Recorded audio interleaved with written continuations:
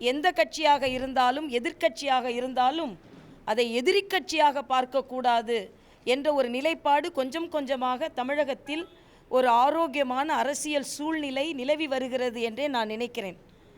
அதன் ஒரு பகுதியாகத்தான் மரியாதைக்குரிய சகோதரர் விஜயகாந்த் அவர்கள் பிரதம அமைச்சரை சந்திப்பதற்கு கொள்கை பாராபட்சம் இல்லாமல் தமிழக மக்களின் நலன் காக்க டெல்லிக்கு பிரதமரை அழைத்த போது அத்தனை கட்சி தலைவர்களும் வந்ததை நான் பாராட்டுகிறேன்.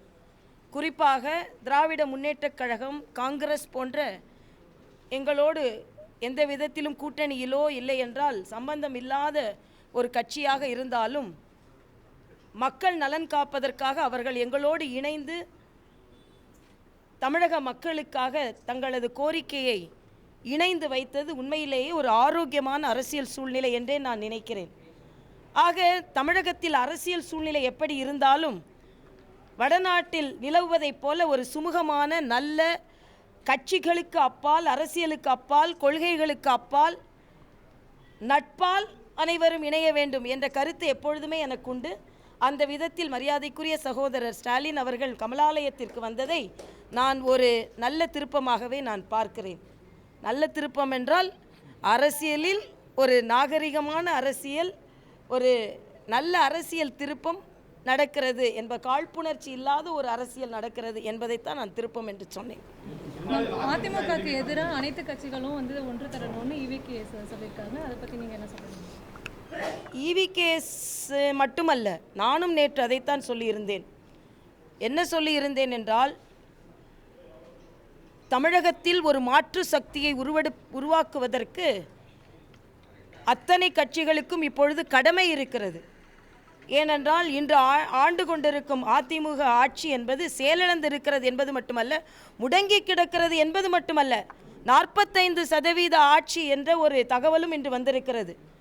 45% என்பதை கூட நான் நம்பவில்லை. 90% ஊழல் ஆட்சி என்பதுதான் இப்பொழுது நடைமுறைப்படுத்தப்பட்டு கொண்டிருக்கிறது. பொதுப்பணித்துறையில் மக்கள் தட்டி கேட்கிறார்களோ இல்லையோ, பொதுப்பணித்துறை ஒப்பந்தக்காரர்கள் தட்டி வைத்து ஊழலை தட்டி கேட்டிருக்கிறார்கள். ஆக இத்தகைய சூழ்நிலை இந்தியாவிலேயே எந்த மாநிலத்திலும் நிலவாது என்று நான் நினைக்கிறேன். ஆக இது உண்மையிலேயே வெளிக்கொணரப்பட வேண்டும். அத்தனை மந்திரிகள் மீதும் ஊழல் புகார் இருக்கிறது என்பது நாம் எப்பொழுதுமே சொல்லிக் கொண்டிருக்கும் குற்றச்சாட்டு. ஆனால் தட்டி வைத்து இன்று ஒப்பந்தக்காரர்களை மனம் வெதும்பி தட்டி வைக்கிறார்கள் என்றால் தற்கொலை செய்கிறார்கள், இல்லை என்றால் தற்கொலைக்கு முயற்சி செய்கிறார்கள் அதிகாரிகள், இல்லை என்றால் தட்டி வைக்கிறார்கள். ஏனென்றால் தட்டி கேட்க முடியாத நிலை இருந்து கொண்டிருப்பதனால் அதனால் இந்த அரசு அப்புறப்படுத்தப்பட வேண்டும் என்பதில் எந்தவித மாற்று கருத்தும் இல்லை.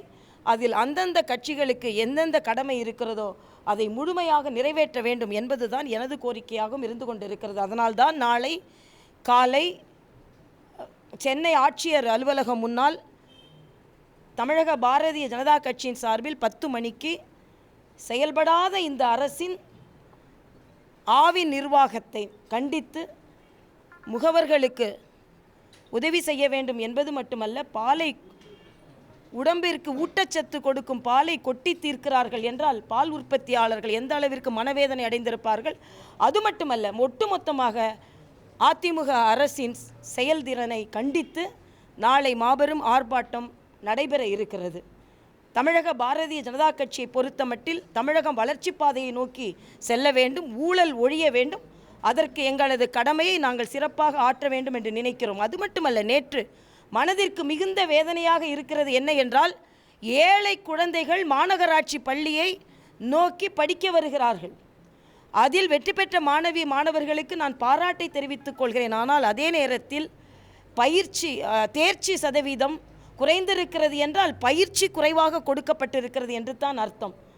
ஏழை குழந்தைகள் நம்பி அரசாங்க மாநகராட்சி பள்ளிகளுக்கு வரும் நிலை தடுக்கப்பட்டிருக்கிறது. இது மன்னிக்க முடியாத குற்றம். இளம் தளிர்களுக்கு கல்வியை அளிக்க வேண்டியது என்பது தமிழக அரசின் கடமை. அதனால் தமிழக மாநகராட்சி கடுமையான கண்டனத்திற்குரியது. IAS ஆக்குவதாக இருக்கட்டும், முதலில் +2வில் பாஸ் பண்ண வைக்க வேண்டும் அல்லவா? மேயர் ஏன் அந்த வேலையை செய்யவில்லை? ஆக அவரின் கடமையிலிருந்து, தமிழக அரசின் கடமையிலிருந்து இளம் குழந்தைகளுக்கு தேர்ச்சி விகிதத்தில் கூட அவர்கள் முற்றிலும் தோல்வி அடைந்து விட்டார்கள். இதில் தோல்வி அடைந்தது தேர்வு எழுதிய குழந்தைகள் அல்ல, தோல்வி அடைந்தது அதிமுக அரசு என்ற கடுமையான குற்றச்சாட்டை நான் வைக்கிறேன்.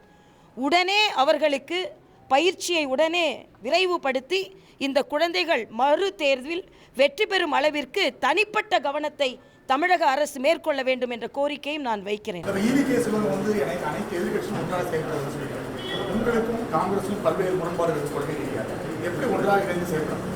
இல்லை, நான் அதனால தான் நான் இங்கே சொன்னேன், மக்கள் பிரச்சனைக்காக ஒன்றாக சேர்வது ஒரு வகை, தேர்தலுக்காக சேர்வது ஒரு வகை.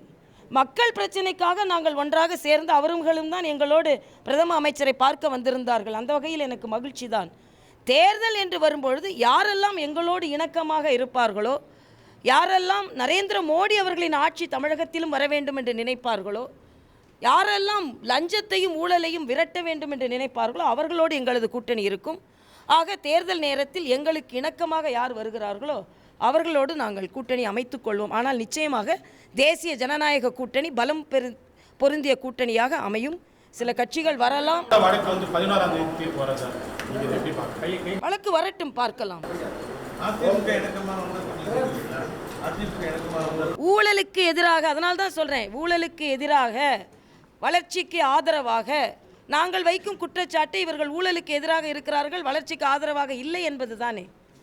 ஆக இணக்கமாக என்றால் எல்லாவற்றையும் நாங்கள் துறந்து அல்ல, என்ன மக்களுக்கு கொடுக்க நினைக்கிறோமோ அதை கொடுக்கும் கட்சிகளோடு நாங்கள் கூட்டு சேருவோம். நிச்சயமாக பலம் பொருந்திய கூட்டணியாக அது இருக்கும்.